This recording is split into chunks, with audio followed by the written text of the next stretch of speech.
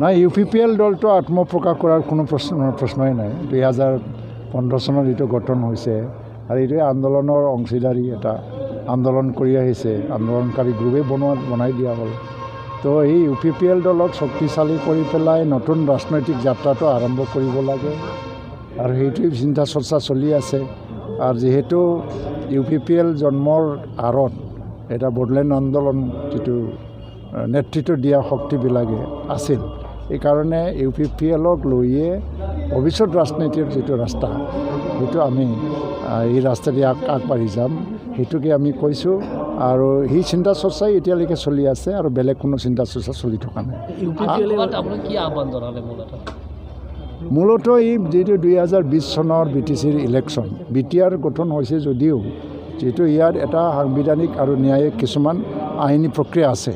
এই আইন প্ৰক্ৰিয়াবিলাক সম্পূৰ্ণ নোহোৱালৈকে 60টা সমষ্টিটো নিৰ্ধাৰণ কৰা হোৱা নাই তো এইকাৰণে 40টা সমষ্টিৰ যিটো এটা ইলেকশ্যন হৈ আছে সেই ইলেকশ্যনত 100% UPPLক জয়ী কৰিব লাগে সব জনগোষ্ঠীৰ মানুহে আগবাঢ়ি আহক কাৰণ যিটো চুক্তিত BTR গঠন কৰা হ'ল সেইটো এটা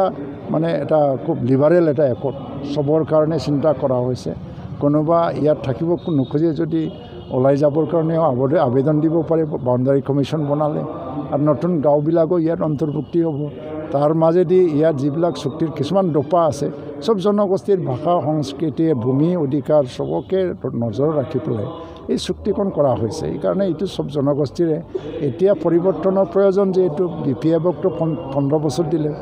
আৰু আনকি মই BPFকো এটা উদাৰ দৃষ্টিভংগী লৈ পেলাই যেনেকৈ 1985 চনত অসম চুক্তি হৈছিলে কংগ্ৰেছৰ চৰকাৰ আছিলে হিতেশ্বৰ শইকীয়াৰ তেওঁ কিন্তু ইচ্ছাই এৰি দিছিল আৰু চৰকাৰখন ভাঙি পেলাই চুক্তি স্বাক্ষৰকাৰী মানে সকলক ক্ষমতাত আহিবলৈ সুযোগ দিছিলে প্ৰফুল্ল মহন্তক আজিৰ দিনত তেওঁ যদি উদাৰবাদী এটা দৃষ্টিভংগী লৈ পেলাই এৰি দি পেলাই একেলগে কাম কৰিবলৈ ওলাই আহে তেতিয়া বেছি ভাল হ'ব আমাৰ অঞ্চলৰ কাৰণে আপুনি হাগ্ৰামাক মুকলিভাৱে BPF ভংগ কৰিবলৈ আহ্বান জনালে আমি কাকো ভংগ কৰিবলৈ আহ্বান জনোৱা নাই কাৰণ ইউনিটি বা ঐক্য কোনোবা ভংগ কৰা কিবা কৰা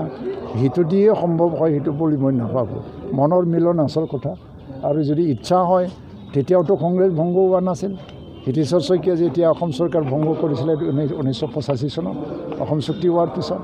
তথাপিওতো এৰি দিছিলে তেওঁ তো এনেকৈ উদাৰ দৃষ্টিভংগী ল'ব লাগে কাৰণ এটা ঐতিহাসিক চুক্তি হৈছে এই চুক্তিৰ দ্বাৰাদি ইয়াত শান্তি বিৰাজমান হ'ব অসমত আজি অশান্তি সৃষ্টিকাৰী বুলি এটা বদনাম আছিল বড়োসকলৰ ওপৰত কিন্তু ইতিহাসটো চাওক এই অসমত যদি শান্তিৰ কাৰণে কোনোবা এটা প্ৰক্ৰিয়াটো আৰম্ভ কৰিছে বড়োসকলে আৰম্ভ কৰিছে 1993 চনত শান্তি চুক্তি হৈছিল আফছুৰ লগত 2003 চনত BLT অস্ত্ৰ সম্বৰণ কৰিছিলে শান্তি আনাৰ বাবে আজি শেহতীয়াভাৱে NDFB 2020 চনত সকলোৱে আহিল বড়োসকলৰ মাজত কোনো উগ্ৰপন্থী গোট নাই এতিয়া শান্তিৰ প্ৰক্ৰিয়াটো আমি আৰম্ভ কৰিলোঁ ইয়াত অসমত NDFBৰ 4টা গোটৰ আহ্বান হ'বলৈ আপুনি আহ্বান জনাইছিল বা যোৱাকালি তেওঁলোক একত্ৰিত হৈছে যদিও তেওঁলোকে সাংগঠনিকভাৱে দলটো একত্ৰিত হোৱা নাই তেওঁলোকে ঐক্যবদ্ধভাৱে সংগ্ৰাম কৰা সাংগঠনিকভাৱে একত্ৰিত হোৱা নহয় এইটো এটা টেকনিকেল কথা আহি যাব কিন্তু চিন্তা যদি এক হৈছে কাৰণ এক হোৱাৰ প্ৰয়োজন 4টা গোটো এক হোৱাৰ প্ৰয়োজন কাৰণ এই একতখন আমাক ৰেডিমেড কোনো বস্তু দিয়া নাই একত আমাক দায়িত্বহে দিছে ৰেছপনচিবিলিটি দিছে সেইটো ইমপ্লিমেণ্ট কৰি দিব পাৰিলে বহুতখিনি আমাৰ লাভ হ'ব কাৰণ বাউণ্ডাৰী ঠিক কৰি দিব লাগে আৰু সমষ্টি নিৰ্ধাৰণ কৰিব লাগে আৰু বহুতখিনি ডাঙৰ অনুষ্ঠান দিছে সেইটো কোনে কৰিব এতিয়া একত্ৰিত হৈ কাম নকৰিলে এটা কথা NDFB যে 35 বছৰ ধৰি এই এটা সশস্ত্ৰ সংগ্ৰামৰ যিটো অধ্যায় তেওঁলোকৰ এটা ইতিহাস আছে আজি যদি একত্ৰিত হৈ কাম নকৰে এই ইতিহাস কোনে সন্মান দিব এই ইতিহাসক কোনে মানে ৰক্ষণাবেক্ষণ দিব সেইকাৰণে তেওঁলোকে একত্ৰিত কৰি পেলাই গণতান্ত্ৰিক মুখ্যধাৰাত ওলাই আহি পেলাই কাম কৰিব লাগে সেইখিনি আহ্বান মই দিছোঁ আৰু কোনো ৰাজনৈতিক আইডিঅলজি বেছ বা যিয়ে নহওক ক্ষমতাৰ ৰাজনীতিৰ কেন্দ্ৰ কৰি পেলাই যিমানে চিভিল ছ'চাইটি বা জনগণৰ মাজত এটা বিভাজন নাহক কিয় বা ৰাজনৈতিক দল বোলে দলবিলাকে চেষ্টা নকৰক কিয় NDFB 4টা গোটে ইয়াৰ প্ৰভাৱত পৰিবই নালাগে তাৰমানে হাগ্ৰামা মহিলাৰে উদাৰ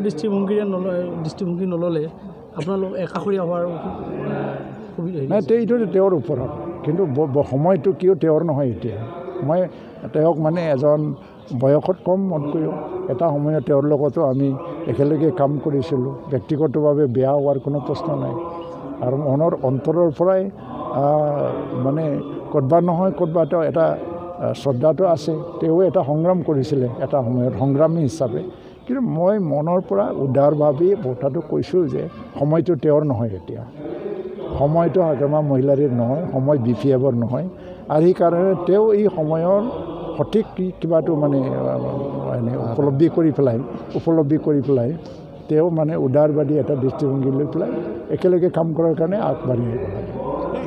অলৰেডি হাগ্ৰামাই কিন্তু ইতিমধ্যে কৈছে আমি জিকিম ইয়াত কোনো দলৰ প্ৰয়োজন নাই বুলি প্ৰধানমন্ত্ৰীয়ে আগতে কৈছে এই মনোভাৱেৰে বড়ো জাতি একত্ৰীকৰণ প্ৰক্ৰিয়া নাই এইটো ৰাজনৈতিক শ্লোগান দিছে তেওঁ এটা ৰাজনৈতিক দলৰ সভাপতি BTCৰ মুৰব্বী চবেই কয় এইটো কিন্তু তাৰ অন্তৰত কি চলি আছে সেইটোৱে জানিবলৈ চেষ্টা কৰিছোঁ কওক কোৱাত কোনো আপত্তি নাই কালিও কওক পৰহিও কওক কিন্তু অন্তৰ যদি সলনি হৈছে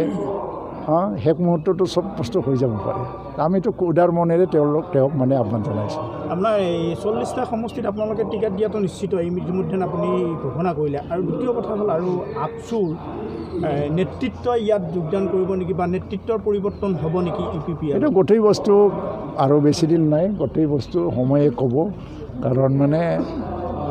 গোটেই বস্তু UPPL দল হিচাপে থাকিব কিন্তু ইয়াৰ নতুন ৰূপ দিবলৈ আমি চেষ্টা কৰিম আৰু চবকে লৈয়ে আমি আগবাঢ়ি যাবলৈ চেষ্টা কৰিম বিশেষকৈ আন্দোলনকাৰী গ্ৰুপসকলে ইয়াৰ মাজত কোনো এটা মানে দূৰত্ব মেইনটেইন নকৰাকৈ দূৰত্ব নাৰাখি পেলাই চব একেলগে লৈ পেলাই একে চিন্তা একে দৃষ্টিভংগীৰে আগবাঢ়ি যাব চবকে লৈ কাকবা বাদ দি পেলাই নহয় এটা কথা মানে গুণগথাকে ওলাই আছে যে প্ৰমোদ বড়োৰ নেতৃত্বত UPPL দল গঠন হ'ব নেকি এইটো ক'ৰ পৰা ওলাইছে মই নাজানো মোক কোৱা নাই কাৰণ প্ৰমোদ বড়োকতো মই এদিন দুদিনৰ মূৰে পাই আছোঁ আৰু তেওঁতো কোৱা নাই মোক গোবিন্দ বসুমতাৰীক এতিয়া মই পাইছোঁ তেওঁতো কোৱা নাই মোক তেওঁ কৈছে যে UPPL শক্তিশালী কৰক UPPLক লৈয়ে কাম কৰিব লাগে আগবাঢ়িব লাগে এনেকুৱা কথা ক'ৰ পৰা ওলাই আছে মই নাজানো